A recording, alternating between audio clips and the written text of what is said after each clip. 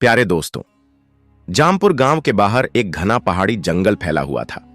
उसी जंगल की सरहद पर एक टूटा फूटा सा घर था, जहां रहती थी अनीता, एक सुंदर गोरी चिट्टी विधवा औरत जिसकी उम्र करीब 25 साल थी। उसका पति 2 साल पहले पेट की बीमारी से गुजर गया था। तब से अनीता बिल्कुल अकेली हो गई थी। कोई सहारा नहीं, कोई अपना नहीं। वो जंगल से लकड़ियां काटती, बाजार में बेचती और उसी से गुजारा करती थी। गांव के कुछ मर्द उसकी खूबसूरती और मजबूरी का फायदा उठाना चाहते थे, लेकिन अनीता ने कभी किसी से उम्मीद नहीं की। उसका मन दुख और तन्हाई से घिरा रहता था। एक दिन वो जंगल में लकड़ियां काट रही थी। तभी एक बड़ा सा बंदर एक पेड़ से उतरकर उसके सामने आ गया। डर के मारे अनीता का दिल धड़कने लगा, लेकिन वो बंदर बस चुपचाप उसे देखता रहा। कुछ पल बाद अनीता ने डरते हुए पूछा, तू क्या चाहता है? बंदर ने बस नजरें झुका लीं, जैसे वो उसकी बात समझ रहा हो। उस दिन से हर रोज वो बंदर अनीता से मिलने आने लगा।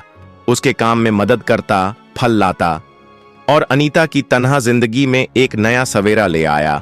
अब वो बंदर अनीता की जिंदगी का हिस्सा बन चुका था।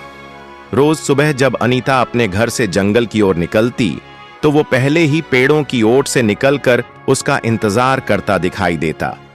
वो कभी अनीता के हाथ से कुल्हाड़ी ले लेता, कभी सूखी टहनियां इकट्ठी करके उसकी गठरी बना देता, कभी कभी वो किसी पेड़ से पका हुआ मीठा फल तोड़कर लाता और अनीता के सामने रख देता, जैसे कह रहा हो, तू थक गई है, ये ले, थोड़ा खा ले। धीरे धीरे अनीता की आंखों में फिर से चमक लौटने लगी थी। उसके चेहरे की उदासी अब कम होती जा रही थी। एक दिन बारिश बहुत तेज थी और अनीता जंगल से घर लौटी तो वो भीग चुकी थी। वही बंदर भी उसके पीछे पीछे चला आया। अनीता ने दरवाजा खोला, उसे भीतर बुलाया। रात को बिजली चली गई और अंधेरा छा गया। ठंडी हवा खिड़की से अंदर घुस रही थी।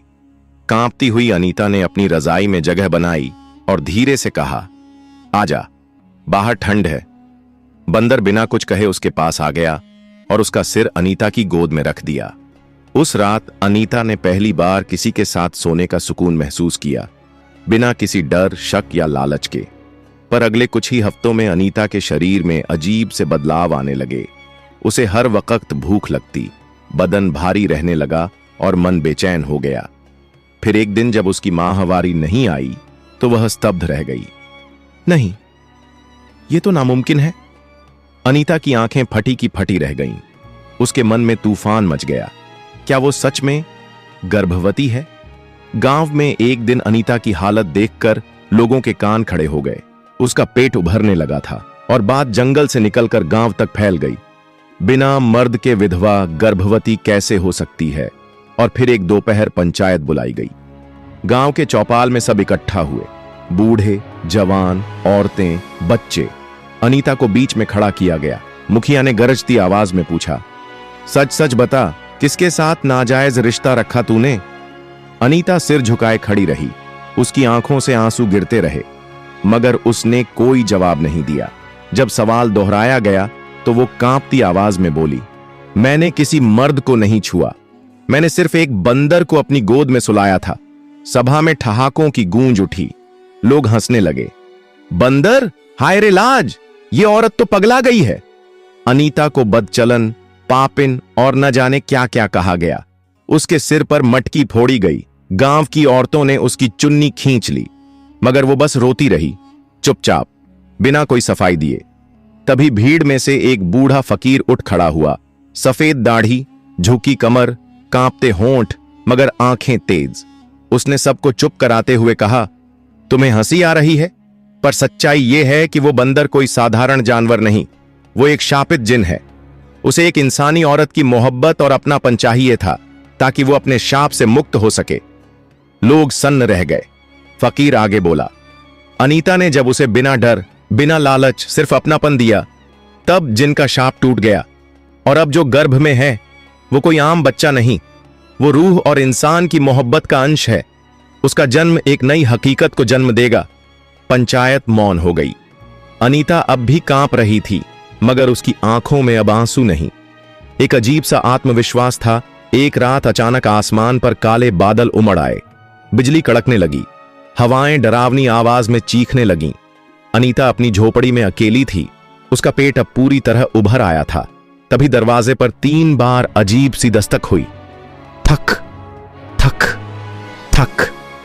अनीता ने कांपते हुए दरवाजा खोला, लेकिन सामने कोई नहीं था। तभी उसे झोपड़ी के पीछे किसी के चलने की खड़खड़ाहट सुनाई दी।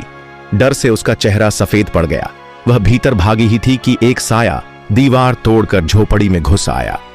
वो एक भयानक आकृति थी, लंबा कद, जलती हुई आंखें और हाथ में एक चमकती हुई श्मशान की हड्डी। उसकी नीयत साफ थी, वो अनीता और उसके अजन्मे बच्चे की जान लेने आया था। अनीता दीवार से लगकर कांपती रही, आंखें मूंद लीं। तभी एक अजीब सी हवा चली और पूरा कमरा नीली लौ से भर गया। वो बंदर नहीं, अब जिन बन चुका था। वो आसमान से उतरता हुआ आया और उस काली ताकत के सामने खड़ा हो गया। शुरू हुई एक भीषण जंग। आग, हवा, तंत्र और मंत्रों का टकराव।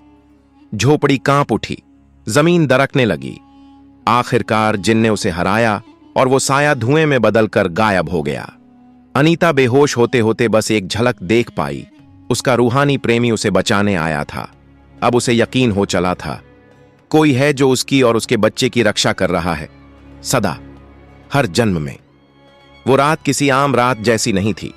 आसमान में घने बादल थे, लेकिन हवा में एक अलग ही सुकून था, जैसे कोई चमत्कार होने को हो। अनीता की पीड़ा बढ़ रही थी। दर्द के बीच उसकी सांसें तेज हो रही थीं। कोई दाई नहीं थी, कोई मदद नहीं। बस झोपड़ी की दीवारों पर जिनकी वो नीली रोशनी रह रहकर चमक रही थी, जैसे कोई अदृश्य ताकत उसे संभाल रही हो। अचानक आधी रात को एक हल्की सी बिजली चमकी और अनीता की चीख के साथ ही एक नन्हा नूर से चमकता हुआ बच्चा इस दुनिया में आया। उसी पल आसमान साफ होने लगा। काले बादल छोट गए, तारों ने झिलमिलाना शुरू किया और पहली बार गांव के ऊपर एक चमकता हुआ चंद्रमा पूरी शांति के साथ उभरा। गांव वाले जो कभी अनीता पर उंगली उठाते थे, अब उसकी झोपड़ी के बाहर जमा होने लगे। वो बच्चा साधारण नहीं था। उसकी आंखों में कोई दिव्यता थी, उसकी सांसों में रूहानी गर्मी।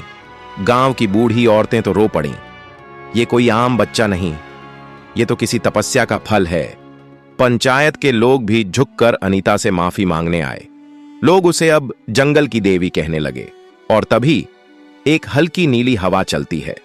अनीता की आंखें बंद होती हैं और सामने प्रकट होता है वही जिन, अब रूहानी रूप में, तेजस्वी और शांत। वो मुस्कुराकर कहता है, इस बच्चे में इंसान और रूह की मोहब्बत का नूर है। जब भी इस पर या इस धरती पर संकट आएगा, मैं लौटूंगा।